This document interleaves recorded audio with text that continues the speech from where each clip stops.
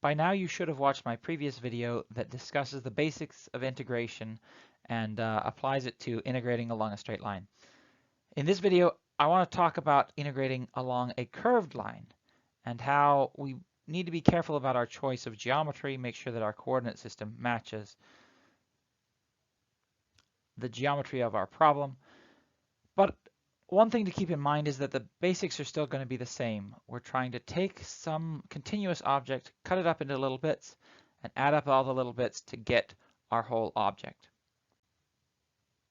Just as before, I'd like to start with an example that you already know the answer to. What is the length of this curve? Of course, this curve is a circle. Well, if we wanted to find the length, remember we're going to take our object, our continuous object, and cut it up into little differential bits. So this curve has some differential length dl. And since it's a curve, this would be not a dx or a dy, which are usually one-dimensional distances, but this would be a ds, a little differential arc. Now, if we tried to match or write ds in terms of our dx and our dy, we would run into some serious issues because dx and dy are changing the whole time. So this is not a good approach. Instead, it would be nice to find something that is constant over all the ds's we're going to encounter, and something that is changing, but only one thing that's changing. And of course, if we define the length of the radius of this circle as r, then the length of this arc, we know the length of an arc is just r theta, where theta is some angle as I go around my circle. Now, that's the length of an arc. What is differential length of an arc? Well, I could do the product rule, but for all of the arcs, my r is not changing. And so when I do that, I'm going to find that my ds is just r d theta.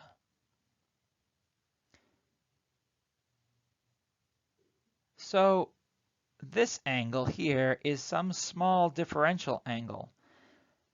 And all my little pieces are all at a radius r, and so I can write this as r d theta. And now I've got the length of my piece. I'm going to add up all my little pieces. So my integral is going to be r d theta, and I want to know what are the limits of theta. Well, if I start here, this is 0, and I'm going to go all the way around until I get back, and this is 2 pi. So I go from 0 to 2 pi, and I get that the length of my arc is 2 pi r, which, as you know, is the circumference.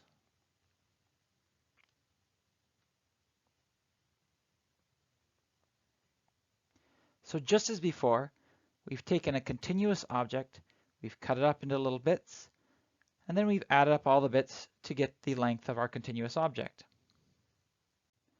Now let's apply what we've learned to finding the mass of a circle. And let's suppose we know the density of a circle.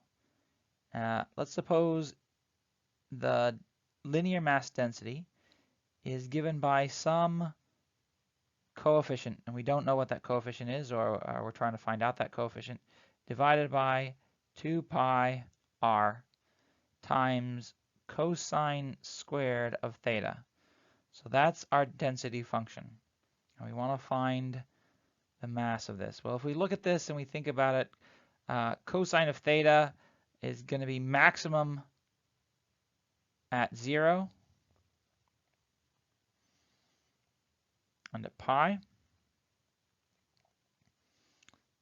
and minimum at my other poles, that at pi over 2 and minus pi over 2. Okay, so this is a density that is not uniform. This is a non-uniform density. And we'd like to know what our mass is. Just as before, we're going to have to take our continuous mass and cut it up into little bits of mass. So some differential mass. And we know what the differential mass is. It's just our density times the length of our continuous object.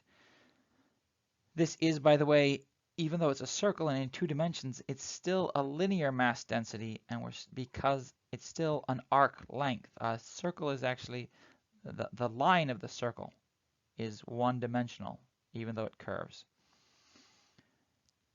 So just to remind us, our arc length, ds, is the radius of our circle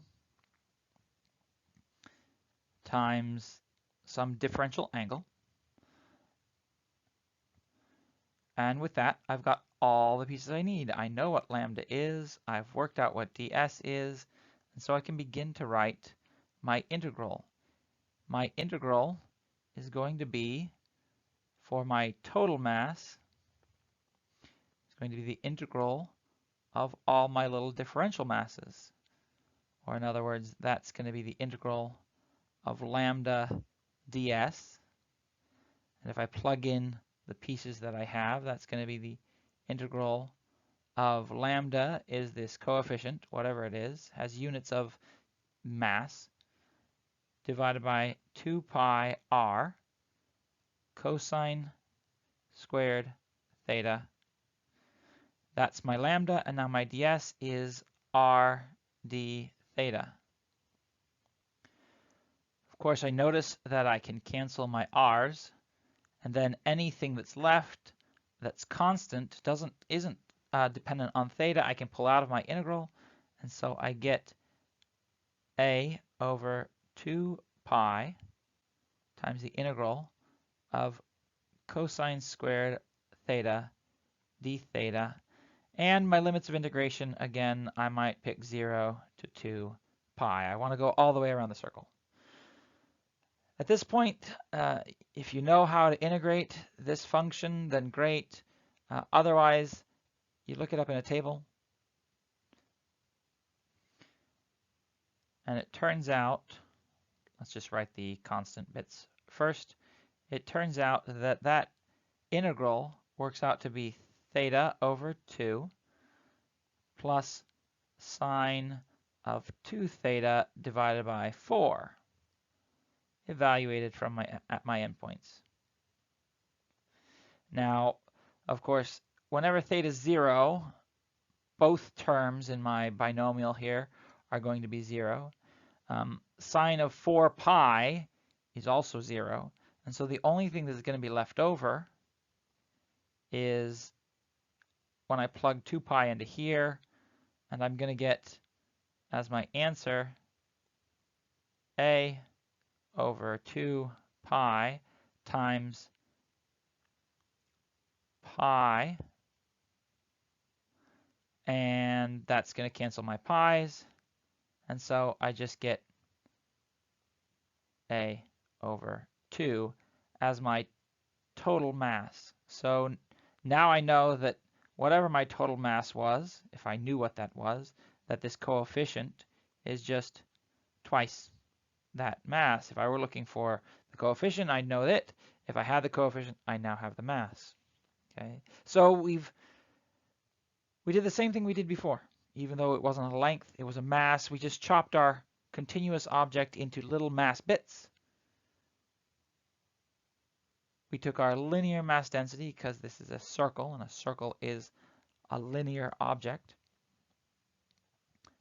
multiplied our linear mass density by the length, which is the arc length, and that got us our differential mass, and then we took the integral of it. Let's go for one more example. And again, this is something you already know the answer to. But let's suppose we try and find the moment of inertia of a hoop. But we're not going to try and find it through the center axis. we're going to try and find it through a diameter. This one's a little harder. So my axis is here. And what I have is I have the equation for the moment of inertia for a collection of discrete point masses. Just as before, I want to take this discrete equation and turn it into something for a continuous object. So I need to chop up my object into discrete little pieces of mass, some little differential masses. So if I take this, and there's my piece, and it has a distance away from the origin of R, and unfortunately that's not the R I want. Remember from your physics class that the moment of inertia is my distance from the axis. So this is my distance, this distance here. This is the distance I want to go in my equation. Well, what is that distance? We might call that x. And so I've got some differential mass, dm, and let's suppose for simplicity that it has a uniform mass density. So its mass is just its total mass divided by the circumference of the circle, which is 2 pi times r. Or better yet, let's call it the radius of the circle, and since that's not changing, we'll just change it to a capital R. Then, just as before, my differential piece of mass is going to be lambda, my linear mass density, times ds, which is my arc length, which was then the total mass divided by 2 pi times the radius times r d theta. In this case, r is again my radius, d theta. So if I put this all together, I'll have a little differential moment of inertia that is just my dm times its distance from the axis squared, so x squared, which would be all my mass divided by the circumference. My r's are going to cancel, so I'll just leave those off, times d theta x squared. Now there's a problem because x is changing with each piece. With this first piece is over there, the next piece x is longer, and we're not integrating along x, we're integrating along theta. So either we've got to get theta in terms of x or x in terms of theta. I'm going to choose to make x in terms of theta by defining my theta. How you want to define it is sort of up to you. I'm going to choose to define my theta from here. It actually doesn't matter. You might choose this as your theta instead over here like the mathematicians do, but I didn't. I'm going to choose from the vertical axis. If I do that, then I look at x and I can see that x is the opposite side of a right triangle, so x is going to be r sine of theta, and so x squared is going to be r squared sine squared of theta, or sine of theta squared. And so now I've got all the pieces. I just put them together. My moment of inertia is going to be the integral of my moment of inertias of all my little pieces, which is just going to be the integral, putting it all together, of my total mass divided by 2 pi now, times r squared sine squared theta d theta. And I need my limits of integration. I'm going to still be integrating along an entire circle, so we might as well just make it from 0 to 2 pi. Just as before, there's lots of bits that are constant. All of this is constant, so the only thing I'm really integrating is sine squared d theta. And if I write that out, so it's m over 2 pi r squared times the integral from 0 to 2 pi sine squared theta d theta.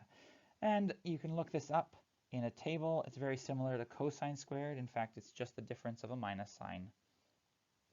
When I looked it up in a table, I found that the integral from 0 to 2 pi of sine squared theta d theta was theta over 2 minus sine of 2 theta over 4. And since I'm going to have to evaluate the whole thing from 0 to 2 pi, once again, when I put 0 in, I'm going to get 0 for the whole thing. And when I put 2 pi in, sine of 4 pi is 0. So I just get out of this pi. And when I put that with the bits that were constant, I get for my moment of inertia